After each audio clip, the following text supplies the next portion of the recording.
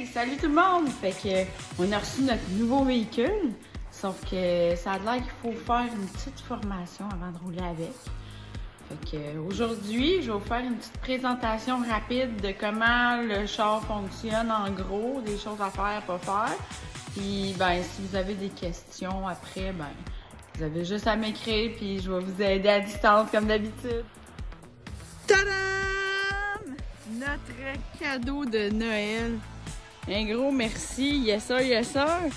On a enfin notre char, la patrouille communautaire. Fait que ben important de pas oublier de mettre les aimants dessus. Arrangez-vous pour qu'il soit bien chaud parce que dans les journées froides, là, sinon là, l'aimant ne collera pas. Étant donné qu'il y a des formes sur le véhicule, faut qu'il soit bien chaud puis frottez-les aussi. Là. Fait qu'on va rentrer dedans. Oh, voyez-vous? J'avais pas pesé sur le petit piton.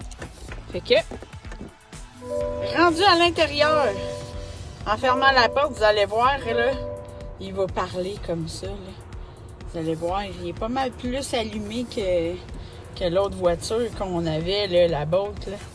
Je vais pas parler dans son dos, là, mais un style vidange à batterie. Mais bon, celle-là, c'est vraiment cool. Elle va vraiment bien. Fait que pour faire une introduction rapide, il n'y a pas de piton pour démarrer. Au moment où vous allez peser sur le break, il est déjà ready. Moi, je pense que j'ai accroché la pédale. Là, fait que, il était déjà ready en rentrant dans le truck. Mais bref, si en rentrant dans le truck, il n'est pas allumé, vous pesez juste sur la pédale à frein, puis il devrait allumer tout seul. Puis là, ma gang de petits tannants, là, regardez pas juste les écrans puis pitonnez en roulant, hein. Soyez vraiment prudents. Si vous avez à changer des choses là, pour les mettre à votre main, comme on dit, là, bien, faites-le arrêter. Alors, je sais, c'est bien tentant. Même moi, hier, là, les petits écrans, là, non, c'est ça. Faut qu'on se retienne, là. Elle est assez grosse en plus, c'est encore plus tentant, là, mais gardez les yeux sur la route. Conduisez prudemment, c'est bien important.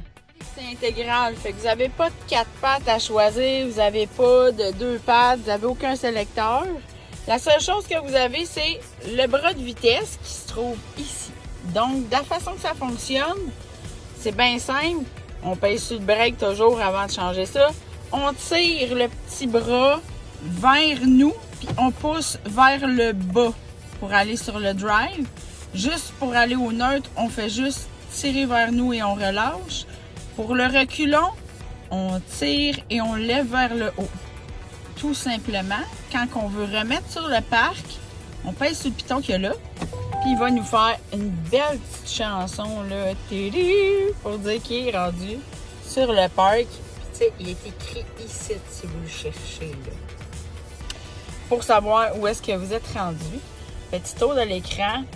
Ici, c'est le kilométrage que la batterie y reste pour pouvoir rouler. C'est son autonomie.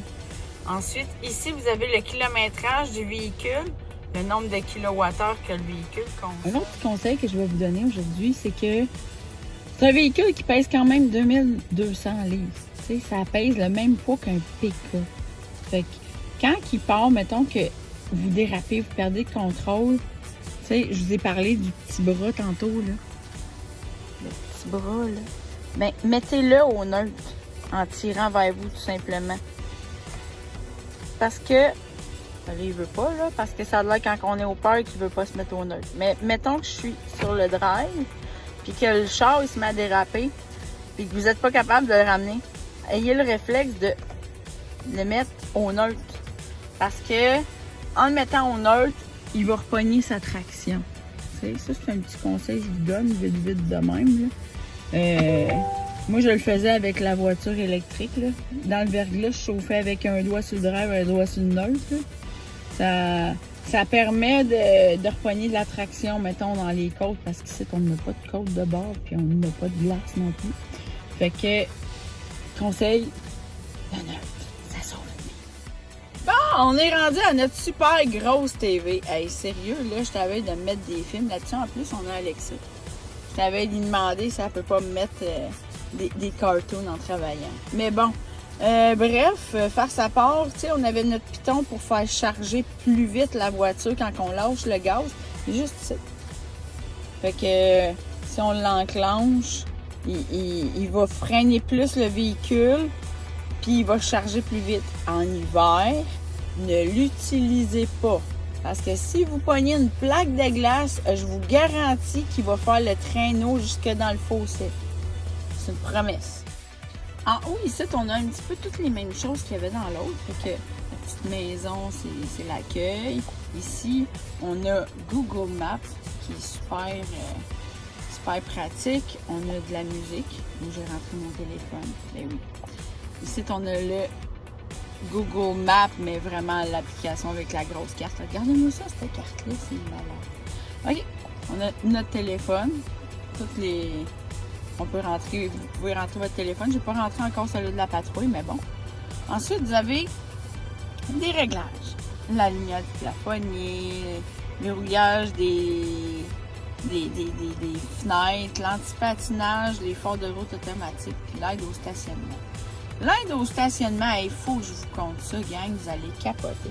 Mettons que je le mets sur le reculon, là. Checkez-moi ça. On voit pas juste en arrière avec la caméra de recul. On voit le véhicule puis tout le tour du char. Je sais pas si vous voyez, là, vous voyez même mes petits pas partout, là. C'est pas juste un fictif, là. On dirait littéralement qu'il y a un drone qui filme au-dessus du char. Sérieusement, là, si vous accrochez de quoi avec ça, là, pas des lunettes, vous avez besoin, là, c'est un autre tête. Ensuite, je suis revenue à l'accueil. Ici, on regarde. Il y a des modes de conduite aussi. Si vous trouvez qu'il ne clenche pas assez, que vous trouvez qu'il est trop épais, il y a le mode sport. Quand il fait vraiment pas beau, vous le mettez sur le mode neige. Vous allez voir, même si vous pesez bien fort sur le gaz, il n'avancera pas plus. Lui, ce qu'il va vouloir, c'est avoir une traction. Il y a mon mode qui est vous pouvez faire vos propres réglages là, selon la façon que vous conduisez. Là. Ça, c'est vraiment cool. Sinon, écoutez, le reste, je pense que je ne suis pas obligée de vous le montrer. Je pense que vous connaissez quand même pas mal déjà les systèmes. Fait que si on a une belle charge, j'ai déjà plugué le fil pour l'iPhone. Fait qu'il va rester ici en permanence. Vous pouvez plugger le téléphone cellulaire là-dessus. Il y a une belle carte pour pouvoir recharger le véhicule. Si les bornes en bas gratuites, là, ils sont prises, vous allez pouvoir le plugger sur les autres bornes avec cette petite carte-là. Ensuite, si on a besoin du 12 volts, il est caché ici. Là, on va... Ah ouais, j'ai mes belles pantoufles aujourd'hui. C'est ça. C'est ici dans le trou qui est la prise 12 volts. Là, des fois que vous aurez besoin de quoi que ce soit, là, plugger un gyrophare en attendant qu'on ait le note, le horn, toutes ces petites choses-là, là, la prise, elle est en dessous. OK. Chose bien importante aussi, vous allez remarquer que quand on a allumé le véhicule, j'ai pesé rien que ses breaks puis il est parti. Ben, savez-vous quoi? Pour l'éteindre, vous faites juste ouvrir la porte. C'est pas magique, ça. Fait que là, juste pour vous dire, on va faire une petite révision ensemble. Les choses les plus importantes. Fait que quand on embarque dans le véhicule, pour le démarrer, on fait juste peser ses breaks. Tadam!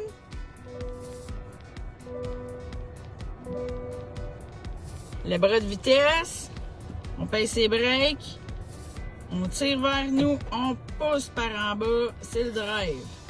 On le met sur le neutre, on tire vers nous. Si on veut le mettre sur le reculon, on tire, puis on va vers le haut. Regardez, il y a des beaux petits dessins là. Fait que si vous vous en rappelez pas, là, suivez les petits dessins. C'est comme les meubles Ikea, ça. Pareil. Vous suivez le dessin, vous allez tout comprendre. Le drive, on pousse ce petit bouton. Fait que ça, c'était la petite révision du bras de vitesse. Pour le reste, je pense que vous êtes capable de vous débrouiller quand même. Là. Avec la petite vidéo que je vous ai faite, vous avez eu quand même une belle introduction. Comme d'habitude, il y a 72 000 commandes sur le steering qu'on n'utilise quasiment jamais. Le bras ici, je n'avais pas parlé, là, mais quand on pousse, on a les essuie-glaces avec le lave-vite. Si on pèse une petite shot, il en met un petit peu, il passe un coup. Si on le tient longtemps, là, vraiment, il en met pas mal, puis il suit longtemps. Ici, là, la petite roulette, la clenche est en arrière ici. Si je pèse par en bas, les wipers, ils partent, tu sais, puis, avec le doigt, vous êtes capable en arrière de l'ajuster. Ça, c'est ça en arrière. Rear, c'est en arrière. Fait que, là, vous ne voyez pas, mais moi, je l'entends. Puis, si on continue au-delà, ben, on met du lave-vite. Et voilà. Le même principe. Comme d'habitude, pour mettre des hautes, on pousse. Pour les enlever, on tire vers nous, on relâche. Flasher, c'est la même affaire que dans tous les véhicules. On dit que son tuk-tuk n'est pas fatigant. Là. Fait que, et voilà, tout simplement. Il est vraiment, vraiment simple. Il y avait juste comment le partir puis l'arrêter, qui était un petit peu moins simple. Mais bon, je pense qu'on a fait pas mal le tour. Les commandes, là, il y a des petits dessins partout. Fait que vous suivez les petits dessins, là, ça devrait bien aller. Et voilà, vous voyez que les petites poignées restent sorties. On peut rien que peser sur... Ah, j'ai même pas eu besoin de peser.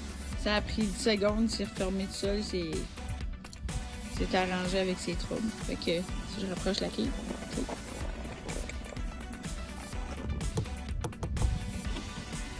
okay. On va faire des petits tests ensemble. On va courir. On va s'éloigner du char. On va y retourner. On y retourne.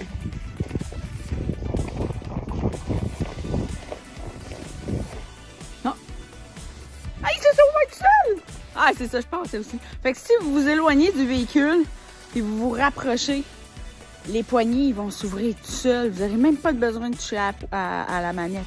Mais si vous sortez du véhicule après un certain nombre de secondes, ben les poignées, ils sortent pas, tu sais, je veux dire, ils rentrent à l'intérieur. Fait que vous avez besoin de la télécommande à ce moment-là pour le rouvrir, là. Vous pèsez sur le petit piton débarré. Fait qu'en gros, c'était la petite démonstration de Chevrolet Equinox. Si vous avez des questions, des commentaires, des insultes, n'hésitez pas, vous pouvez le faire sur le groupe de la patrouille communautaire de Chelsea. Sinon, vous pouvez me le faire aussi en personnel, là. Ça me dérange pas bien.